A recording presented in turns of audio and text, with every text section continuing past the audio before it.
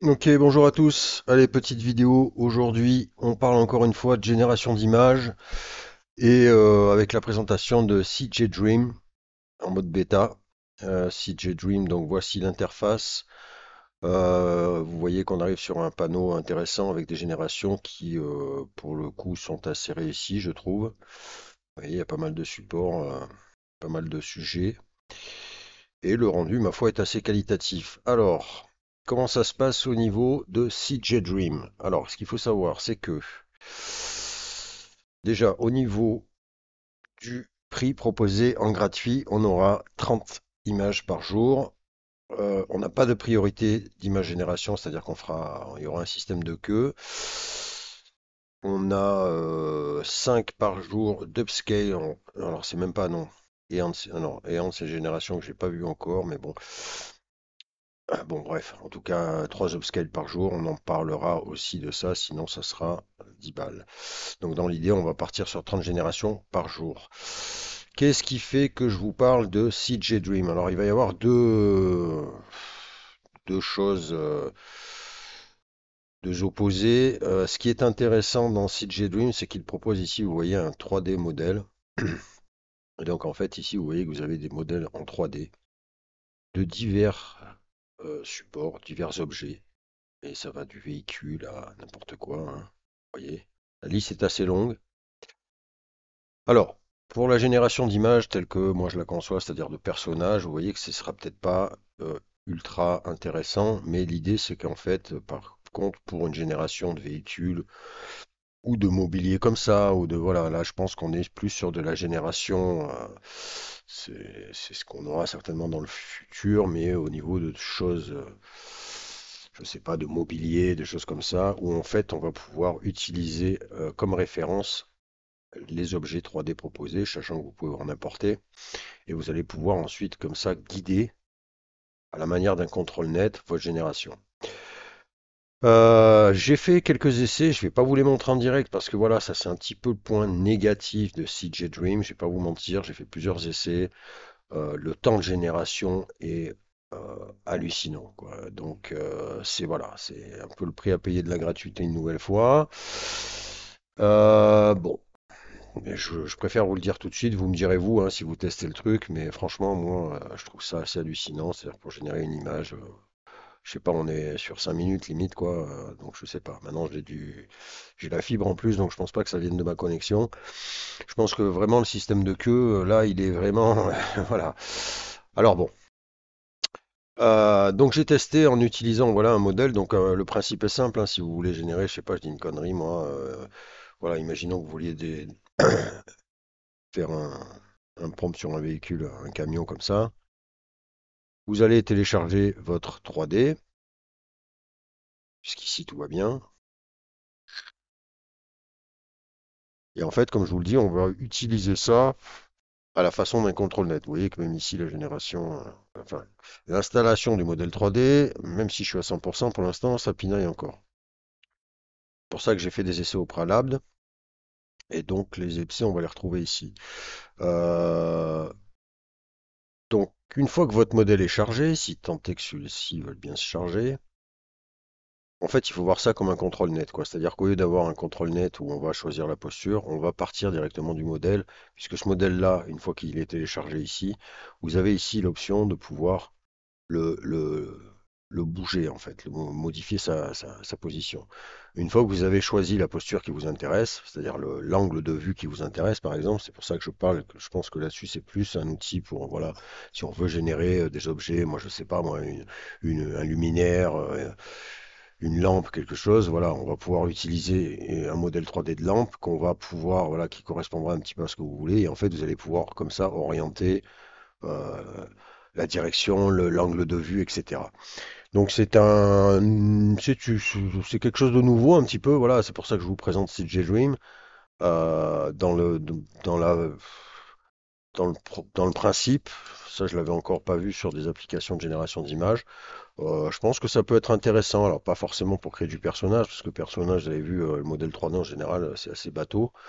Mais voilà, je pense que pour un véhicule ou même comme je vous dis, voilà, du mobilier, un canapé, un salon, vous voulez faire générer une image d'un salon et puis vous voulez orienter votre canapé de telle ou telle façon, vous allez pouvoir utiliser cet outil-là. Donc vous voyez, comme je vous l'ai annoncé, hein, voilà, je suis à 100%, malheureusement, j'ai toujours pas mon image téléchargée. Voilà, donc ça c'est quand même un gros gros problème. J'ai même hésité à vous le présenter parce que je trouve que c'est abusé, quoi. Donc vous me direz, vous ferez un retour, ça sera aussi l'expérience de voir si c'est moi qui ai un problème ou si c'est le logiciel en question. Donc dans l'idée, moi j'avais téléchargé, tant pis je vais zapper, je vais revenir là, je sais pas si ça continuera à charger. J'avais utilisé ce modèle-là, donc ce modèle-là, comme je vous dis, une fois que vous l'avez chargé, vous pouvez l'orienter comme vous voulez, hein, la manière d'un objet 3D. Et ensuite j'ai balancé un prompt, donc vous voyez ici vous avez une cellule prompt, où vous allez mettre le prompt qui vous intéresse. Et ici, vous pouvez voir que vous avez différents modèles proposés. Et ça, par contre, aussi, c'est pas mal, c'est que je trouve qu'il y en a beaucoup. Alors, j'ai pas tout testé, vous vous en doutez bien, vu le temps que ça prend, mais vous voyez qu'il y a quand même des choses qui ont l'air intéressantes, en tout cas sur le papier. Donc, il n'y a pas de nom, voilà, vous voyez, il y a des trucs un peu comme ça, pop, voilà, ça peut être intéressant, comme je vous dis, pour des objets. Et on a aussi du réalistique, on a, voilà, Old Man, oui, il y a quand même une belle collection de filtres à tester. Donc c'est pour ça que quand même voilà, j'ai quand même validé le truc, même si, comme je vous dis, temps de génération énorme. Et ensuite, ben, en fait, vous allez générer votre truc, et donc moi j'ai fait des essais, quand ça veut bien fonctionner, ça m'a sorti cette image-là, donc ça m'a bien conservé l'angle de vue que j'avais pris avec le modèle 3D, et franchement, le rendu est pas si dégueulasse que ça, hein. On est sur du 1024 c'est assez intéressant. Donc, pourquoi pas, même si c'est très long à la génération, même si on peut, si on regarde, on peut constater quelques défauts, mais je trouve que c'est pas mal. Euh, Autre chose qui est proposée, donc je vais revenir dans ma galerie. Voilà, donc vous avez compris le principe du modèle 3D. Vous prenez votre modèle là, une posture, un objet qui vous intéresse. Vous allez pouvoir, une fois qu'il est chargé, l'orienter comme vous le voulez, le tourner, le monter, faire un angle de vue un peu en profondeur, sur le côté, etc. Et ensuite, vous générez votre prompt et normalement, vous aurez l'angle de vue que vous aurez choisi avec le style de prompt que vous aurez choisi. Donc vous voyez, la collection aussi est pas mal en objet 3D, mais vous voyez qu'on est sur des choses, voilà, des maisons, voilà, on est sur de l'architecture, on est sur du mobilier, on est sur des objets vraiment plus que sur de la génération de personnages. Pour les personnages, voilà, on aura des trucs comme ça qui seront pas utiles sur les trucs, encore qu'un truc comme ça, à la limite, pourquoi pas. Mais voilà. Donc j'ai trouvé cette idée peut-être, voilà, c'est nouveau, en tout cas c'est les seuls à proposer ça. Pourquoi pas, sachant qu'on peut importer, si j'ai bien compris, vous voyez ici, nos modèles 3D. Peut-être, à voir dans le temps, ça peut être un outil intéressant à utiliser. Euh, il faut savoir qu'ensuite, donc après, je vous ai pas montré les réglages ici, hein, mais bon, on retrouve les trucs hein, classiques, le format. Pour être en privé, forcément, il faudra payer, le nombre de générations qu'on veut, la guidance, les qualités de détail, etc. Négatif prompt, tout ce qu'on connaît maintenant dans la plupart des générateurs. Vous avez donc, si vous voulez pas utiliser ce truc 3D qui est quand même, qui cible quand même quelque chose de bien spécifique, vous allez venir ici tranquillement et simplement générer, mettre votre prompt et générer l'image en choisissant votre filtre. Et ça peut être intéressant aussi, finalement, si vous n'êtes pas intéressé, pour tester les différents filtres. Encore une fois, la génération, je vous le dis, c'est très long, mais vu qu'il y a des modèles qui peuvent être sympas, je pense que ça peut être sympa à tester. Je ferai peut-être une petite série comme ça différente pour voir un petit peu ce que ça sort. Au niveau rendu, j'ai fait, j'en ai pas fait 50 d'essais, mais voilà, j'ai fait un, par exemple, ce rendu-là, d'un autre prompt que j'ai récupéré sur Leonardo. Vous voyez que quand même, globalement, le prompt est intéressant. Je sais pas si sur Leonardo... to, to, to, to, je suis pas sûr de le retrouver. Euh, Enfin, ça respectait assez bien le prompt et comme vous pouvez le constater, on a vu pire en génération. On a vu pire. S'il y a un peu des défauts au niveau des yeux, bon maintenant ça on peut arriver à le modifier. Je trouve que le rendu est pas mal, donc ça, c'est à voir quand même, voilà, c'est ce qui m'a fait aussi vous présenter ce truc-là, c'est que là, franchement, cette image-là, elle est pas dégueu, quoi. Ensuite, pourquoi j'ai un doublon ici, ça je vais vous en parler et je vais clôturer là-dessus. Euh, c'est que en fait, comme je vous l'ai dit dans la présentation du prix, alors attention aussi, hein, petite info pour ceux qui utilisent le logiciel, vous voyez qu'ici, euh, les filtres apparaissent. Et en fait, c'est les filtres que j'ai choisis sur la dernière génération que j'ai faite. Il vous faudra enlever les filtres si vous, quand vous régénérez une image. Sinon, ça va vous conserver les filtres ici et ça va vous générer des trucs un peu bizarres. Je me suis fait piéger moi, j'ai pas fait attention. Et en fait, voilà, donc quand vous voulez vous générer une image en ayant choisi des filtres, je crois que vous pouvez en choisir 5 différents. Donc ça aussi, c'est intéressant pour voir ce que ça donne, je sais pas. Là, vous voyez que moi, j'en ai utilisé 3. Vous voyez qu'on peut influencer la jauge, c'est-à-dire donner plus ou moins d'importance aux filtres. Mais faites attention, quand vous générez plusieurs fois, il faudra ici les supprimer, comme ça, hein, tout bêtement, hop, voilà, tac, les mettre à la corbeille pour repartir avec vraiment de nouveaux filtres. Voilà. Je vous l'ai dit aussi qu'il y a un upscale là-dedans. L'upscale s'obtient eh bien, quand on a généré notre image. Vous voyez ici, quand vous générez, vous avez ce genre de rendu-là. Vous allez pouvoir effacer, privé. Ici, vous voyez qu'il y a un x2. Quand vous générez, vous allez donc à partir de là faire un upscale. Et ils annoncent limite un petit truc à la Magnifique AI, c'est-à-dire avec une amélioration et peut-être une extrapolation. Alors après, ça, on en pense qu'on veut, mais je pense qu'ils rebondissent, voilà, ils surfent un peu sur la vague magnifique. Et donc, j'ai fait le test. Et ce test-là, par contre, alors là, je vais pas vous mentir, je suis assez perplexe. Voilà par exemple donc l'image que je vous ai dit que j'ai générée via l'image 3D. Voilà l'upscale de cette même image. Euh, non, c'est pas du tout ça. J'adore ce truc. Voilà l'upscale. Et comme vous allez le constater, alors effectivement j'ai doublé ma taille d'image, mais alors, je vais essayer de vous ouvrir la deuxième. Voilà. Voilà la photo, le premier rendu en 1024 sur 1024. Voilà l'upscale. Alors, je vais essayer de vous faire ça. Juste, je prends l'exemple du, voilà, du 79 que vous voyez ici, qu'on arrive à quand même à reconnaître. Et voilà sur l'upscale, le 79. Autre chose, vous pouvez constater que il y a eu peut-être des améliorations. Par exemple, si je regarde, hop là, les optiques. Alors, des améliorations ou pas d'ailleurs, mais là, on est sur un format carré. Vous voyez que là, l'optique. Alors, certes, la qualité est mieux, hein, on voit que l'upscale a été bien ici, mais parce qu'ici c'est peut-être un peu flou. Mais il nous a transformé le truc. À la limite, pourquoi pas. Bon, ensuite, si on regarde un peu la calandre là, c'est un peu saccadé. Ici, il semblerait que ça soit un petit peu mieux. Le logo, pareil. Vous voyez là, le logo, il est à fond, ça ne veut pas dire grand-chose. Ici, on a l'impression qu'il nous a refait l'insigne BMW que j'avais demandé en tant que voiture. Mais c'est pas non plus extraordinaire. Et si finalement on regarde précisément les choses, ici, vous voyez que les essuie-glaces, alors c'est un peu daubé, finalement, on se rend compte qu'il y en a un qui part là, on ne sait même pas si c'est un essuie-glace. Là, le deuxième, on l'imagine. Vous voyez que par contre, sur l'upscale, effectivement, et voilà. Donc là, on a un essuie-glace d'un côté, un peu bizarre, on en a un autre peut-être ici qui se pris dans la carrosserie, on a l'autre qui est quand même comme ça. Voilà, voilà, voilà. Donc, un peu bizarre. Si on approfondit le truc, ici à la limite, quand on zoome, on voit, alors pareil, c'est pas exemple tout défaut, mais on peut imaginer un fauteuil, on peut imaginer peut-être un volant, même si c'est un peu chelou, c'est pas très machin. Upscale, là on n'a plus du tout de volant et on a quelque chose de plus du tout cohérent, on sait pas, on a l'impression, je sais pas, qu'il y a une feste, on ne sait pas trop. Et ainsi de suite sur pas mal d'éléments. Le rétroviseur, bon, là à la limite, c'est peut-être le seul truc, et encore que celui-ci est pas terrible. L'autre est un peu mieux, mais. Il m'a fait ça. Putain. Donc on n'est pas sûr. Voilà, c'est un drôle de truc.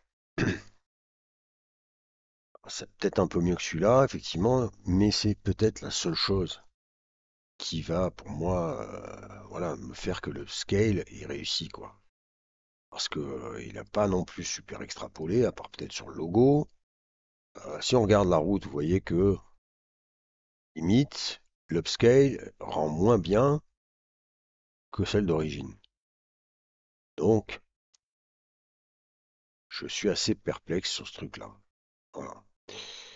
À savoir que j'ai relancé, j'ai refait un test, j'ai dû même supprimer. Ouais, j'ai supprimé. Est-ce que je l'ai même gardé?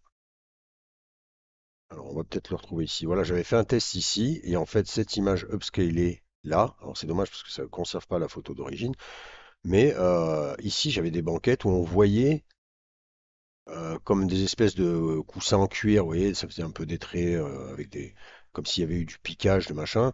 Et l'upscale m'a complètement lissé ça et donne un truc qui est pas vraiment crédible, quoi.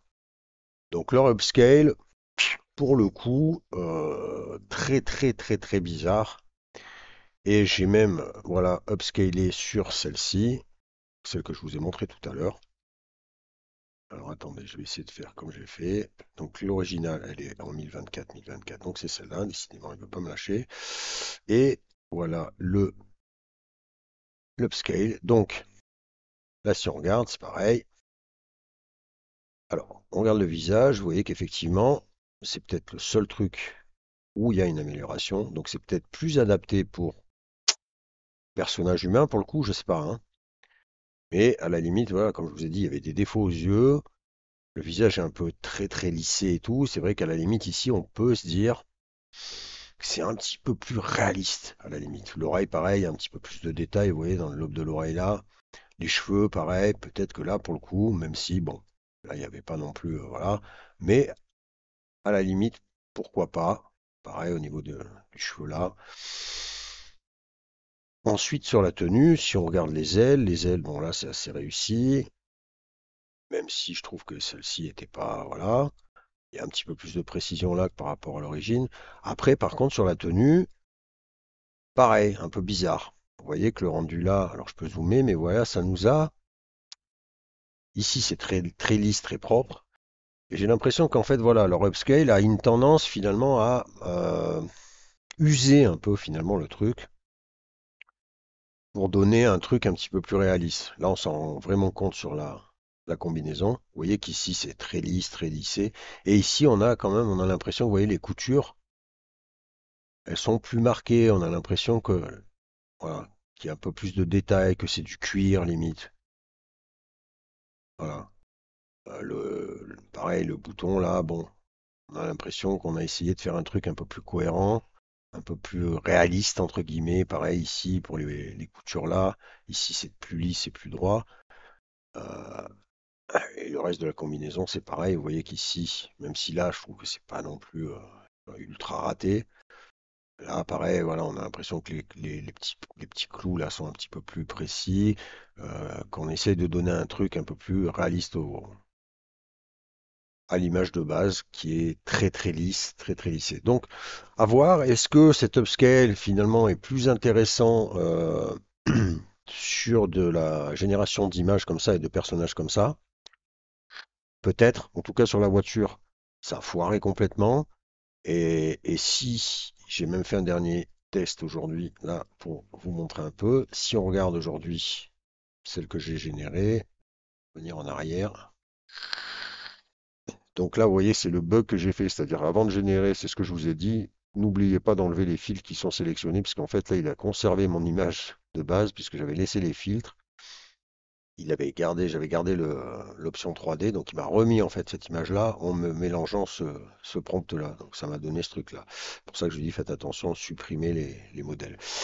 Voilà, et là en fait, le petit essai du jour quand même pour voir et prendre la décision de vous présenter ce truc. Voilà la génération que j'ai faite sur un prompt de Leonardo. Bon, ça vaut ce que ça vaut. Le prompt est un peu chelou, mais bon, pourquoi pas. Et voilà le rendu upscalé.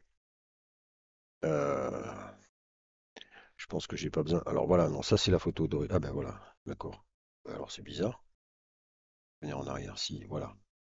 Et voilà, voilà, donc l'upscale. Donc là, vous voyez que là, ça a complètement foiré. Sachant qu'on n'a pas la même mise, hein. Vous voyez, on appuie là-dessus, il n'y a pas de réglage. Enfin, j'ai pas trouvé moi de réglage pour aller bidouiller, faire un réglage sur l'upscale, hein. On appuie et puis c'est tout. Mais là, vous voyez que ça m'a fait un carnage, quoi. C'est-à-dire que là, il y a un œil, limite, ça m'a fait un œil dans la bouche. Limite, ça s'est perdu là dans le truc. Et là, limite, ça m'a décalé le nez. Enfin, voilà. Échec total. Échec total. Donc, j'avoue, perplexe. Je sais pas trop quoi penser de ce upgrade. J'ai plus l'impression que là, c'est un truc histoire de dire bon, c'est bien à la mode avec Magnifique, les upscale un petit peu, on invente en même temps. Mais là, pour le coup, sur les 3 tests que j'ai fait, c'est pas non plus une grosse réussite. Affaire à suivre. Après, bon, comme vous voyez là, je trouve qu'il y a quand même des belles images qui sont générées avec ce truc-là. Il y a sûrement moyen de faire des choses intéressantes. Peut-être, voilà, certaines choses seront plus réussies que d'autres. Voilà. Mais comme je vous l'ai dit, par contre, gros défaut, très très long à la génération. Donc, prévoyez de faire autre chose à côté, hein. Voilà. Allez, je vous dis à bientôt.